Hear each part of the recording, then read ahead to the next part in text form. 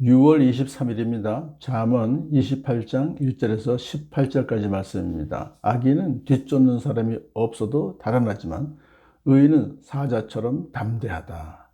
심리 상태를 말하는 것이죠. 여기서 악인은 하나님을 경외하지 않고 자기 마음대로 사는 사람, 뒤쫓는 사람이 없어도 달아납니다. 왜냐하면 악행에 따른 죄의식을 갖고 있기 때문에, 그리고 보복의 공포 때문에 항상 다른 사람을 두려워하죠. 하지만 의인은 하나님 말씀을 잘 순종하는 삶을 살고, 또 죄를 짓는다 할지라도 하나님께 용서를 구할 수 있기 때문에 누구에게나 어디에서나 사자처럼 담대하다, 당당하다, 그런 뜻입니다. 나라의 반역이 일면 통치자가 자주 바뀌지만 슬기와 지식이 있는 사람이 다스리면 그 나라가 오래간다. 그러니까 통치자의 자질이 문제다 이거죠. 하나님을 거역하고 자기 멋대로 통치를 하고, 그럼 백성들도 탐과 노래도 생기고, 또 백성들도 또 죄를 짓는 나라가 되면은 자주 반역이 일어난다 이거죠. 하지만은 하나님을 경외하고 하나님이 주시는 슬기와 지혜와 지식으로 다스리는 통치자가 있으면은 그 나라는 안정과 평화를 오랫동안 누리게 된다, 그런 뜻입니다. 가난한 사람을 억압하는 가난한 사람은 먹거리를 남김없이 쓸어버리는 폭우와 같다. 그래서 뒤에 가난한 사람은 가난한데 권력을 어떻게 잡은 사람이죠. 그런 사람은 자기가 가난했던 시절은 생각하지도 않고 더 가난한 사람을 압제하고 치부하는 도구로 사용하는 것을 말해요. 어리석은 자가 권력을 잡으면은 개걸스럽게 자신의 욕심을 채우기 위해서 백성들을 참 학대한다는 것입니다. 율법을 버린 자는 악인을 칭찬하나 율법을 지키는 자는 악인을 대적하느니라. 유유상종입니다. 왜냐하면 율법을 무시한 자끼리 서로서로 격려하면서 타협하면서 실리를 취하는, 거기에 아주 탁월하죠. 하지만 율법을 지키는 의인은 하나님 말씀을 가르치는 그 공평과 정의를 실행해요. 거지것대로 오직하게. 그러므로 악인을 대적하게 되는 것입니다. 악한 사람은 공의를 깨닫지 못하나 주님을 찾는 자는 모든 것을 깨닫는다. 여기서 악한 사람도 역시 하나님을 무시하면서 지멋대로 사는 사람은, 여기서 공의는 정치적인 도덕적인 의미의 공의입니다. 그래서 정의와 선악을 분별하는 것과 옳고 바른 길을 가는 것, 이것을 이제 깨닫지 못합니다. 하지만은 주님을 찾는 자는 모든 것을 깨닫습니다. 정의를 깨닫고 선악을 분별할 줄 아는 그런 사람이 되는 것입니다. 부유하나 구부러진 길 가는 사람보다는 가난해도 흠없이 사는 사람이 낫다.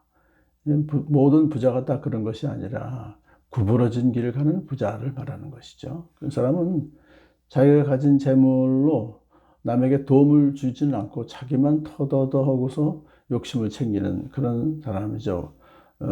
근데 가난해도 흠없이 사는 사람이라는 것은 비록 가난해도 성실하게 살아가면서 다른 사람에게 유익을 끼치는 그런 사람이에요. 그 사람이 더 낫다는 것입니다.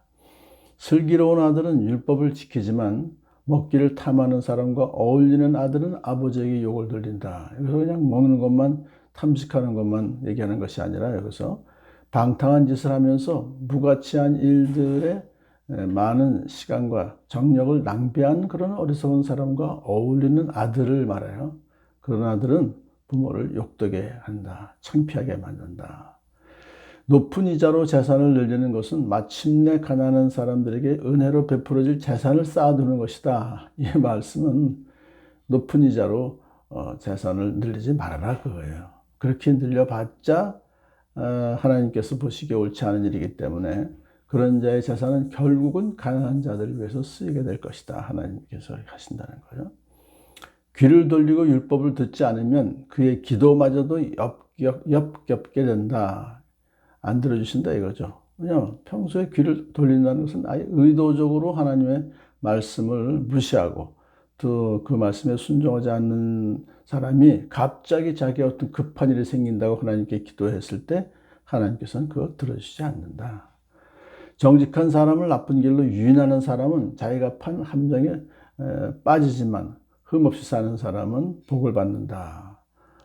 의로운 길을 가는 사람을 꼬드겨서 죄를 지어서 타락하게 만드는 그런 사람들은 자기가 판 함정에 자기가 빠지고 만다.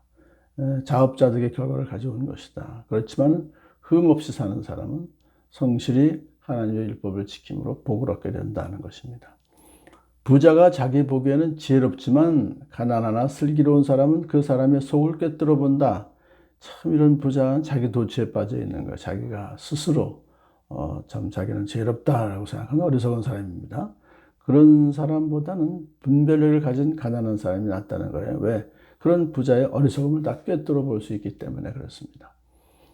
정직한 사람이 이기면 많은 사람이 기뻐하지만 악인이 일어나면 사람들이 숨는다. 정직한 사람이 권력을 잡으면 공평과 정의가 실현될 것을 알기 때문에 백성들이 기뻐하는 거예요. 하지만은 악한 사람이 권력을 잡으면 불의와 불공정이 판을 칠 것이기 때문에 백성들이 아예 숨어버리는 것입니다.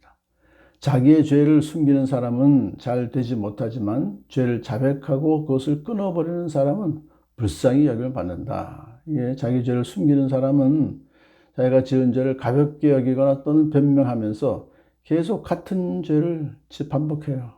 그런 사람은 잘 되지 못하죠. 하지만은 의인은 죄를 지으면 하나님 앞에서 그 자신의 죄를 시인하고 자백하고 실제로 그 죄를 끊어버리는 그런 참 애를 쓰죠. 하나님께 용서를 받고 불쌍히 여김을 받아서 다시 하나님과의 관계가 회복되는 것입니다. 늘 두려워하는 마음으로 사는 사람은 복을 받지만 마음이 완고한 사람은 재앙에 빠진다. 그러니까 평소에 하나님을 늘 경외한, 두려워하는 사람은 죄 짓는 것도 두려워하는 거죠. 하나님께 대한 것을 참 죄를 짓는 것이니까. 그런 죄 짓는 것을 또 두려워하는 그 사람은 복을 받아요. 하나님께 은혜를 입어요. 하지만 마음이 완고한 사람, 죄를 짓고도 하나님 두려워하지 않고 회개도 하지 않고 하는 그런 사람은 재앙에 빠진다. 불안에 시달릴 뿐만 아니라 자기 몰락의 길에서 벗어날 수 없게 된다는 것입니다.